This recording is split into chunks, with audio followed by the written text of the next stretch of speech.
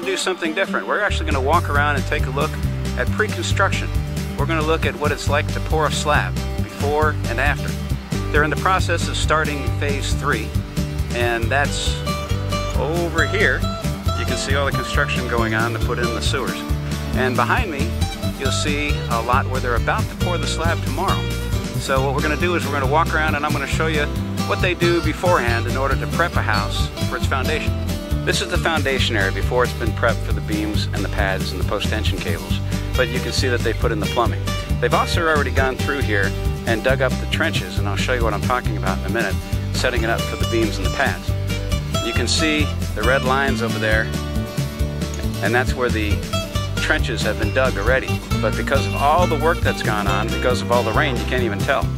But you're going to have about 10 guys in here, and they'll be digging them out by hand. Now this is a slab area that's ready for pouring. Now what you see here is 8 foot by 8 foot pads. They've been covered with a vapor barrier. The trenches are off to the side, and those are 30 inches deep. The interesting thing about Toll Brothers is that they actually sampled the soil of each individual job site, and based on that, they may actually make these trenches deeper so that the beams are larger. Now what you see is the form boards going around the edges, and then you see some in the middle as well, so that the concrete won't go into that area as high, such as over there you've got the garage, here you've got a sunken shower. And then you can also see these cables on top here, and these cables are the post-tension cables. 10 days after the slab has been poured, what they're going to do is they're going to hook up a machine right over here to these cables that are sticking out, right there.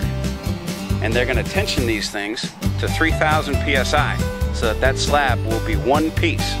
Now here is a finished slab.